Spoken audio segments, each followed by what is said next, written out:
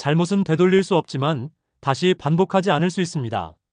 안녕하세요, 여러분. 지금부터 한국준법윤리교육원에서 제공하는 성범죄 재범 예방 교육을 시작하겠습니다.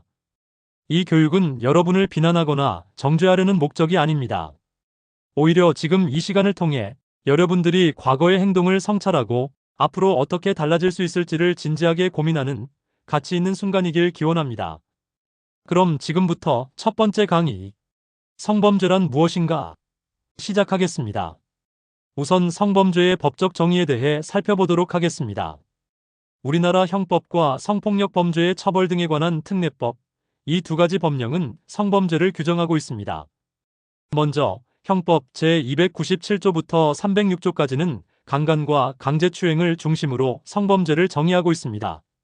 가장 많이 들어보셨을 강간이란 법적으로는 폭행 또는 협박으로 사람을 간음한 경우를 말합니다. 그런데 여기서 중요한 포인트는 상대방의 동의 여부입니다.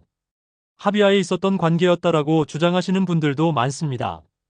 하지만 법원은 단순히 상대방이 아무 말 하지 않았다고 해서 동의로 보지 않습니다. 그 상황이 위협적이었는지, 침묵이 어떤 의미였는지 모든 정황을 종합적으로 판단합니다. 자, 이제는 우리 사회에서 실제로 더 자주 마주치게 되는, 그리고 많은 분들이 혼란스러워하는 성폭력 처벌법에 대해 살펴보겠습니다. 이 법은 1994년에 제정된 이후 수차례 개정되면서 현대 사회의 다양해진 성범죄 형태를 반영하고 있습니다. 성폭력 처벌법은 단순히 성폭력은 나쁘다는 선언적 조항이 아니라 구체적으로 어떤 행위가 범죄인지, 그리고 그에 따른 처벌이 어떻게 이루어지는지를 명확히 규정하고 있습니다. 예를 들어 요즘 뉴스에서 자주 보시는 불법 촬영 문제. 많은 분들이 몰래 찍기는 단순한 장난이라거나 범죄가 될 거라고 생각하지 못했다고 말합니다.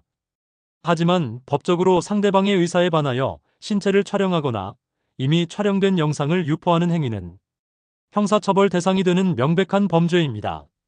또 한 가지 예로 통신매체를 이용한 음란행위, 일명 통매음이라고 불리는 범죄입니다. 이건 문자, 카카오톡, 전화 등을 통해 음란한 말이나 사진, 영상을 보내는 행위를 말하는데요. 보내는 사람 입장에서는 그냥 말장난이었어요 라고 생각할 수도 있지만 받는 사람 입장에서는 매우 불쾌하고 위협적인 경험이 될 수 있죠. 법원도 최근에는 이 범죄를 매우 엄격하게 보고 있습니다. 단 한 번의 메시지라도 그 음란성이 명백하다면 유죄로 판단되고 벌금형이나 징역형이 선고되는 사례도 많습니다. 그리고 직장 내 성희롱이나 학교 내 위력에 의한 추행처럼 권력 구조 속에서 발생하는 성범죄는 가해자가 자신이 가진 위치를 이용해 피해자에게 심리적 강압감을 주는 경우에 해당합니다. 여기서는 물리적인 폭행이나 협박이 없더라도 상대방이 거절할 수 없는 상황이었다면 성범죄로 판단됩니다. 요약하자면 성폭력 처벌법은 단순한 성적 접촉뿐만 아니라 디지털 수단, 언어, 위계 구조 등을 통한 모든 성적 침해 행위를 포괄하고 있다는 점을 기억해 주셔야 합니다. 자, 그렇다면 법에서 말하는 성범죄는 구체적으로 어떤 행위들을 포함할까요? 우리가 현실에서 마주치는 다양한 행위들이 어떻게 법적으로 구성되어 있는지 대표적인 유형을 하나씩 짚어보겠습니다. 첫째, 강간죄입니다. 가장 전통적인 형태의 성범죄로 폭행 또는 협박으로 사람을 간음한 경우를 말합니다. 여기서 폭행은 단순한 신체적 힘만을 의미하지 않습니다. 상대방이 저항하지 못할 정도로 위축되게 만든 언어나 분위기, 그 자체도 법적으로는 폭행 또는 협박으로 해석될 수 있습니다. 둘째는 강제추행죄입니다. 이건 성행위까지는 아니더라도 상대방의 의사에 반하여 신체에 접촉하는 모든 행위를 포함합니다. 예를 들어 회식 자리에서 무심코 어깨를 감싸거나 손을 잡는 행위. 이런 행동이 상대방에게 불쾌감이나 수치심을 준다면 법적으로 추행으로 인정될 수 있고 형사처벌 대상이 됩니다. 셋째는 업무상 위력에 의한 간음 또는 추행입니다. 여기서 중요한 건 위력입니다. 즉, 물리적인 힘이 아닌 사회적 지위나 관계상 우월한 위치에서 발생한 간접적 강요도 위력으로 인정됩니다. 교사와 학생, 상사와 부하 직원, 멘토와 멘티 사이에서도 성적 접촉이 있었을 때 그 관계의 권력 구조를 법원은 엄중히 봅니다. 넷째는 아까 말씀드린 불법 촬영죄입니다. 상대방이 옷을 입고 있든 벗고 있든 동의 없이 신체를 촬영하는 것은 모두 불법입니다. 그리고 그 촬영물을 다른 사람에게 전송하거나 공유하는 건 역시 독립된 범죄로 처벌받습니다. 다섯째는 통신매체 이용 음란죄. 쉽게 말해 음란한 말이나 사진, 영상을 상대방에게 일방적으로 보내는 행위입니다. 이건 직접적인 신체 접촉이 없더라도 성적 수치심을 유발한다면 성범죄로 간주됩니다. 여섯째는 최근 이슈가 되는 딥페이크 범죄입니다. AI 기술을 이용해서 누군가의 얼굴을 합성한 음란물을 만들거나 유포하는 행위인데요. 2021년 법 개정을 통해 딥페이크 영상 제작 자체가 형사처벌 대상이 되었고 실제 판례도 점차 누적되고 있습니다. 마지막으로 사이버 스토킹도 성범죄로 이어질 수 있습니다. 반복적 연락, 감시, 위치 추적 등은 단순 괴롭힘을 넘어 피해자의 일상과 정신 건강에 중대한 피해를 주는 범죄입니다. 이처럼 성범죄는 단일 행위가 아니라 복합적이고 일상적인 행동 속에서 다양하게 발생할 수 있는 범죄입니다. 그리고 그 판단 기준은 행위를 한 나의 입장이 아니라 피해를 입은 상대방의 입장에서 본다면 어떻게 느껴질까를 기준으로 삼아야 합니다. 자, 지금부터는 우리가 흔히 빠지는 잘못된 생각들, 즉 성범죄에 대한 통념과 오해에 대해 이야기해 보겠습니다. 많은 분들이 성범죄와 관련된 법적 절차를 처음 접하게 되었을 때 이런 말을 하십니다. 저는 전혀 그런 의도가 아니었어요. 상대도 분명히 즐거워 보였어요. 그냥 분위기였고 저 혼자만의 잘못은 아닙니다. 어쩌면 여러분 중에도 이런 생각을 가진 분들이 계실 겁니다.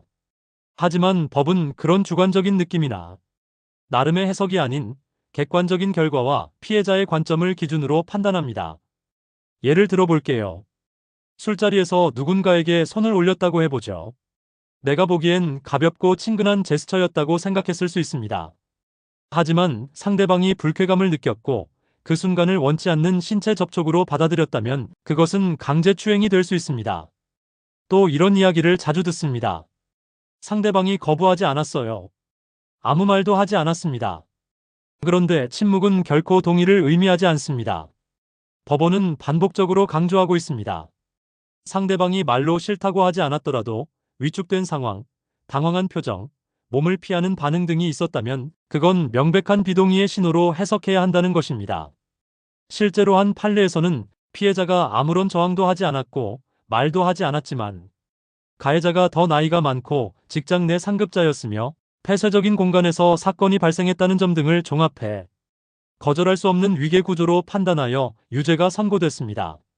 그리고 또 하나 매우 흔한 오해가 있습니다. 상대가 나를 좋아하는 줄 알았다. 연인 사이였어요. 만나고 있었던 관계입니다. 예전에도 그런 일이 있었어요. 여러분, 연인 관계라고 해서 항상 동의가 있다고 볼 수는 없습니다.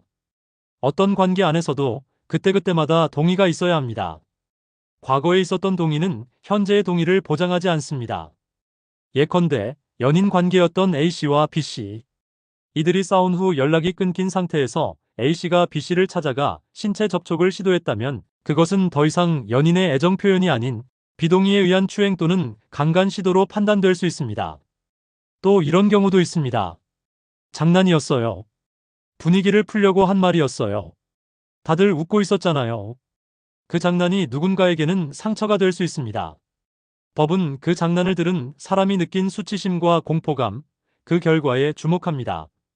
특히 성적인 농담, 외모에 대한 평가, 불쾌한 신체 접촉 등이 공적이거나 권력관계 안에서 발생했다면 그건 단순한 농담으로 끝나지 않고 성희롱 또는 성추행으로 이어질 수 있습니다. 그리고 마지막으로 또 한 가지, 술을 마셔서 기억이 없습니다. 이 말도 매우 자주 나옵니다. 하지만 기억이 나지 않는다고 해서 책임이 면제되지는 않습니다. 특히 술에 취한 상태에서 상대방의 의사 확인 없이 성적 접촉을 한 경우 그건 기억이 없다는 말로 해명될 수 있는 문제가 아닙니다. 술을 마신 상태에서 저지른 범죄에 대해 법원은 오히려 자기 통제력을 상실한 상태에서 범죄에 이른 점을 고려해 더 무겁게 책임을 묻는 경우도 많습니다. 즉, 음주 상태는 오히려 상황을 더 악화시키는 요소이지 면책 사유가 되지는 않는다는 점을 꼭 기억하셔야 합니다. 이처럼 우리가 일상에서 쉽게 넘기던 말과 행동이 법적으로는 명백한 성범죄가 될 수 있고 그로 인해 누군가의 삶을 크게 파괴할 수 있다는 사실을 이번 강의에서는 분명히 이해하셔야 합니다. 여러분이 가졌던 통념 중 내가 의도하지 않았으니 괜찮다는 생각, 분위기였다는 생각, 상대도 별다른 반응이 없었다는 판단은 법 앞에서는 정당화될 수 없는 이유입니다. 지금까지 성범죄란 무엇인가에 대한 질문을 중심으로 자세히 살펴보았습니다. 다음 강에서는 성인지 감수성, 즉 성범죄를 피해자의 입장에서 바라보는 시각에 대해 이야기해 볼 예정입니다. 왜 많은 피해자들이 침묵하고 왜 법원은 그 침묵조차 하나의 증거로 받아들이는지 살펴보겠습니다. 끝까지 시청해 주셔서 감사합니다.